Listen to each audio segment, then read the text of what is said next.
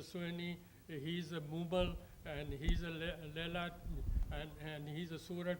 So he becomes female form, which is the hallmark of. And how did the Muslims of Sindh in 15th century and before that or after that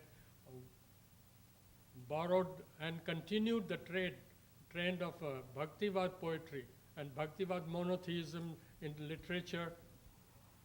And that's why the Sindhi Muslims of even today, they are different from the rest of fanatics and Islamists. Thank you, Dr. Khatri, for. Yes, sir. I'm Ashish Jethra, also a Sindhi from Ghana, where my parents are. I'm studying at Mount Sinai School of Medicine for my PhD right now. And I had two questions. One for Dr. Dudani, which was I wanted to know where we could find perhaps online translations of Shah Abdul Rafiq's Risala, and also for Mr. Parwani, where you studied Sindhi in Karachi. I'll let him answer it first. Okay. I studied Sindhi in Karachi and as well as from Mirpur Khas also. My primary education was in Mirpur Khas. So we had different, there are schools which were completely Sindhi medium. So all the classes like chemistry, biography, everything was taught in Sindhi. As well, there were English medium school where Sindhi was a compulsory language. Like you have to take one Sindhi language course. That was. In Karachi, we had option either to take the Sindhi language or not to take the language. But I was in Karachi also. Till my 10th, I was learning Sindhi. I'm not as good as doctor is. We're not that close. Okay, college is, you have to, it's optional. There are colleges where you can go Sindhi also till 12th. After that, it's not. But it's all optional, especially in Karachi. Right now, there are very few schools who have Sindhi medium schools. Mostly they are English medium or Urdu medium, and Sindhi is as optional.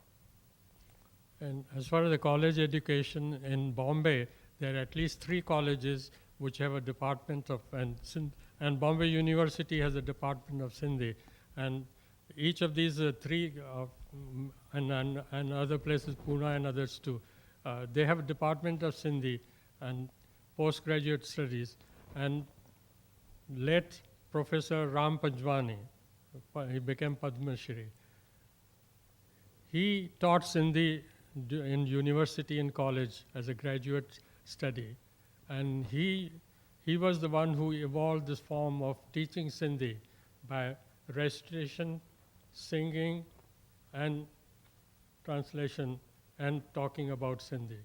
The form which I tried to follow, not as good as him, but I tried to follow that so that it becomes entertaining and understanding.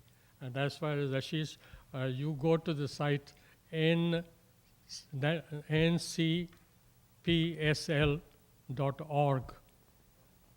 the National Council for Preservation of Sindhi Language in India.org, and that has about 68 links in which you can get anything about Sindhi.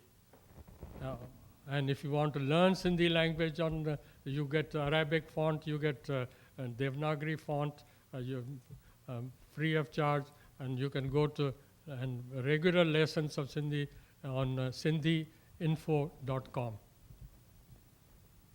Good. I think anybody who want to ask a question, a very quick one.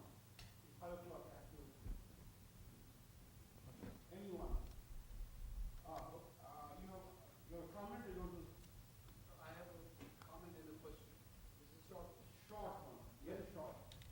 If you remember, in the 70s, we had a Sindh through Century conference. A huge conference with scholars came from all over the world and talked about the language. Since then, in my knowledge, there's no such conference that has taken place. Is there any that you know of? How is Sindhi preserved? Since century and so on.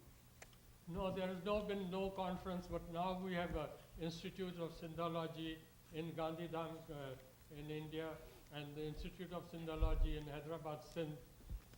But unfortunately, in Sindh and whole of Pakistan, anything which is pre-Islamic is sort of a cold shoulder. And that's one of the reasons why Mohenjo-daro, no excavations have taken place since early 40s. Good. They have an excuse of the subsoil water and all that, but it is basically the interest is not there and the preservation is very poor. All right, with that, can we thank the speakers? And we have some people here, Professor Gopinath mentioned, he helps me in publicizing the event. We have a few people from the Okay. Scientific Sudan, Thomas Good. Maya Day, Susan, and I want to thank them for supporting this event. Susan is the next speaker next month. It's called Basic Languages and Literature. What we're doing is we're kind of trying to go connect with sounds. And what we think is Sanskrit is Vedas, but Vedic language is different than Sanskrit that we know of. So think about it. So Susan, our local PhD here from Harvard, will try to educate us. So until then,